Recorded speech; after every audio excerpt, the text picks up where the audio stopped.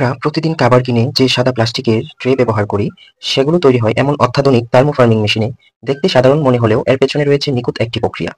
প্রথমে বড় বড় রোল আকারে থাকা প্লাস্টিক শিট মেশিনের ভেতরে ঢুকে মেশিনের হিটিং সেকশন শিটটিকে কয়েক সেকেন্ডের মধ্যেই সমানভাবে গরম করে নরম করে ফেলে, যাতে একটি যাতে এটি সহজে যেকোনো আকার নিতে পারে। এরপর শিটটি চলে আসে মেশিনের সবচেয়ে গুরুত্বপূর্ণ অংশে, যেখানে নিচে থাকে ট্রের ছাঁচ আর উপর থেকে আসে নরম গরম প্লাস্টিক।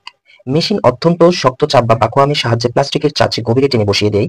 একসাথে 6 থেকে 8টি ট্রে নিখুঁতভাবে আকার নিয়ে তৈরি হয়ে যায় মাত্র কয়েক সেকেন্ডে। আকার নেওয়ার পরপরই আসে কাটিং প্রক্রিয়া। একটি ধারালো কাটিং ফ্রেম পুরো শিটটিকে কেটে প্রতিটা ট্রেকে আলাদা করে দেয়। কাটিং এতটাই নির্ভুল হয় যে প্রতিটি ট্রের সাইজ, গভীরতা আর খুন ঠিক একই থাকে, যেন যন্ত্রের নিখুঁত কারিগর চাপ পড়ে থাকে প্রতিটা ট্রের উপর।